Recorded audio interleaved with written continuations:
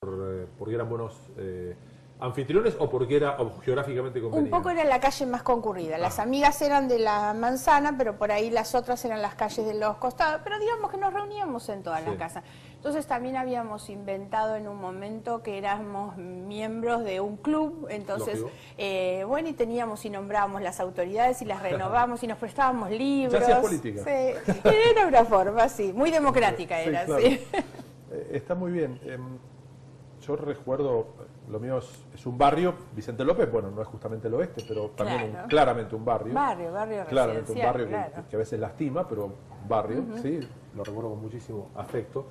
Y recuerdo, y tengo el registro casi geográficamente de qué negocio había en la cuadra en la que yo circulaba mucho. Es decir, yo tenía 2 cuadras entre el almacén que era al final y mi casa, y en el medio yo sé cuál era la panadería, cuál era el kiosco, cuál era la bicicletería, dónde compré mis primeros discos, hasta en nombres de las personas. Entonces que a veces me complejiza, a ver si a vos te pasa o no, que yo tengo una memoria mucho más presente de cosas muy viejas que de las cosas pero más es como presentes. las computadoras no solucionaron el problema, así, porque ¿no? en realidad es... No, claro, yo digo que cargué mi disco rígido demasiado pronto y bueno, como que se me va a agotar. No tiene, y pasa, y por eso quizás ya no tenemos capacidad para recordarlo de hace una semana, pero yo el nombre de Cacho, el cerrajero de hace 40 años, no me lo olvido más, ¿no? Claro, Olvídate, claro, no. sí. ¿Y vos tenés ese recuerdo? ¿Qué había particular? Yo, por ejemplo, no encontraré en mi vida una fábrica de pastas mejor que la del barrio donde viví desde que nací, y aún hoy, apenas puedo, me hago un desvío y voy y compro ahí. Aunque sea fantasía, pero me queda con esa memoria. Claro. ¿Vos tenés alguna cosa emblemática que te haya quedado? Bueno, en realidad vos seguís estando en el barrio, ¿no? Sí, claro, sigo estando. Lo que pasa que en la casa donde yo vivía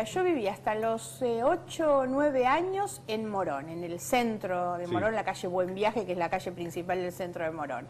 A los 9 años me fui a vivir a Castelar, en una casa grande, en un barrio, pero muy cercana de la estación, que hoy ya no está la casa, y ahí hay un edificio de departamentos.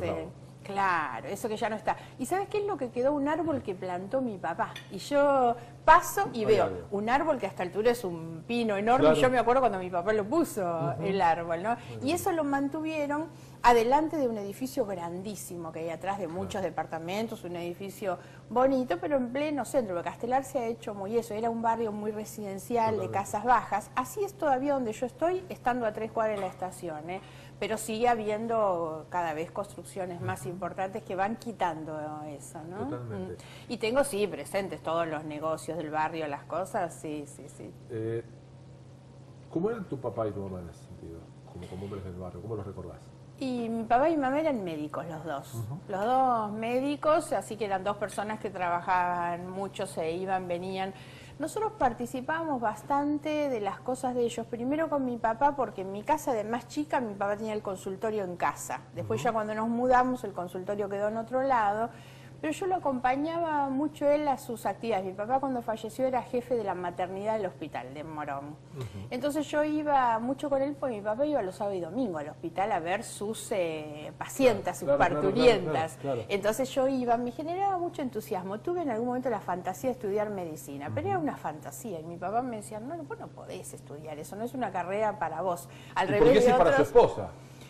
No, pero es que mi mamá tenía vocación. Yo estoy convencida que no, tenía razón. Yo eran esas cosas de fantasía que, bueno, porque ellos lo decía por vos y no por estudiar medicina una mujer. Claro, no, por eso. Y después, en definitiva, creo que cuando ellos, los dos, me fueron desalentando, fue lo correcto. Creo que elegí la carrera correcta. Soy abogada y me parece que fue... Estuvo bien que a tiempo me dijeran que no era mi carrera. Totalmente. Y imagino... por ahí entre las cosas que se han perdido, no sé cómo serán algunos barrios hoy, el prestigio y el orgullo que debería dar ser hija de médicos en el barrio, ¿no? ¿Eso era tener chapa o no? ¿Tenían tus amigos y tus amigas registro de que tus papás eran médicos? Sí, te ¿Pero cuento otras infidencias. En mi casa había un mueble que hoy está en mi casa restaurado, antiguo, tipo biblioteca de madera, con unos vitrós, maravilloso. Y en ese momento había ahí las muestras gratis que los laboratorios repartían, porque era un momento en que ibas al consultorio de un médico, estaba lleno, entonces ahí repartían.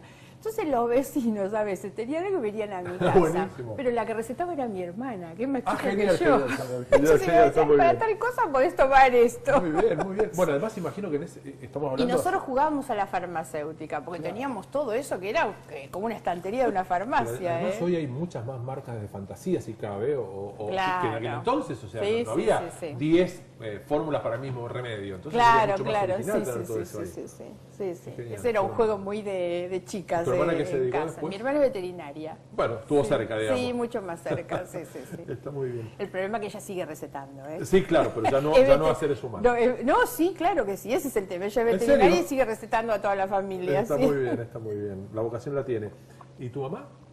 Hablamos del tema de tu papá llegó a ser, decías. Los dos eran médicos. Sí, claro, pero ¿cómo fue su Distintos, vida? mi mamá era una médica más tranquila, mi mamá era dermatóloga, entonces su especialidad hacía que ella salía, iba al hospital muy tempranito, mi mamá era muy madrugadora, era la primera que llegó al hospital a las 6:30 de la mañana, ella estaba atendiendo y temprano se desocupaba, volvía. Tenía una vida bastante tranquila, sobre todo después que falleció mi papá, que yo quedé con ella, digamos, fue como más tranquila su vida. Y Margarita, ¿te pasa, desde la dinámica de preocuparte mucho por el presente y por el futuro a partir de tu función política, ¿te pasa que en algún momento parás la pelota, pones pausa y te agarra una nostalgia fuerte sobre cosas que ya no van a volver? No en tu vida, sino en nuestra vida como sociedad. Desde luego que me pasa, porque me parece que nos debe pasar a todos y que tiene que ver en gran medida con las carencias, ¿no? Yo converso con vos de mi papá y de mi mamá y bueno, obviamente que eso tiene un fuerte impacto cuando uno recuerda todas esas cosas y a mí es algo que me suena siempre mucho, que es que yo los perdí muy jóvenes a ellos, entonces eso siempre me genera impacto. Ahora, no soy de las personas que son nostalgiosas del pasado, la verdad. Yo no digo, Margarita, porque el famoso tema de todo tiempo pasado fue mejor, que claramente es una idealización y un error. Claro. Pero cuando vos decías lo de tu casa y de tu barrio en Castelar, y que dejó de ser de residencial y que hoy mis hijos bajas, no pueden hacerlo de la misma manera, ¿no? Y que además en algún lugar quizás no fuimos lo suficientemente rigurosos en buscar leyes que nos permitan tener un orden urbano. Y que haya límites. Y que donde hay una casa no necesariamente puede haber un departamento al día siguiente. Y no se puedan construir 10 pisos donde hoy no se puede construir más de uno. Claro. En eso hemos sido muy relajados, me parece. Sí, demasiado. Y de eso no se vuelve. Por supuesto, y de eso no se vuelve, exactamente. Donde el edificio está, todo eso que hemos perdido como espacio público, y hay lugares donde es terrible, donde ya no hay prácticamente espacios públicos. Y a la vez hay muchos lugares.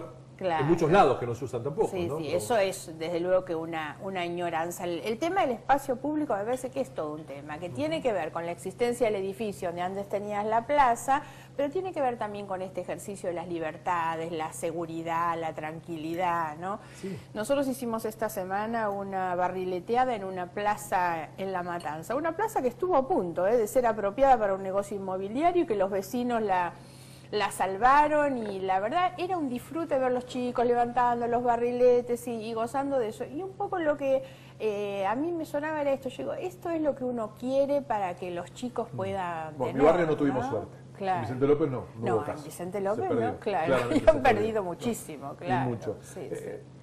Sí, es particular el fenómeno, y la verdad que da un poquito de pena. Porque además cuando vos decías lo de la inseguridad, muchas veces pienso, gente que por ahí, con derecho, se queja por la inseguridad física, no detecta que también es una violación a la seguridad el hecho de construir donde no se puede algo que no corresponde, ¿no? Como si eso no fuera una violación a la ley. El problema que nosotros tenemos hoy de contaminación auditiva, visual, los edificios hoy son un fenómeno de contaminación de nuestro tiempo terrible, ¿no? Sumado al colapso que esto significa en servicios públicos, pero solo contaminación visual, los medios de transporte. Además, lógicamente, en una ciudad como la nuestra, donde tiene pocos controles, niveles altos de contaminación como consecuencia de que no hay buenos controles sobre la prestación del servicio de transporte en general, ¿no?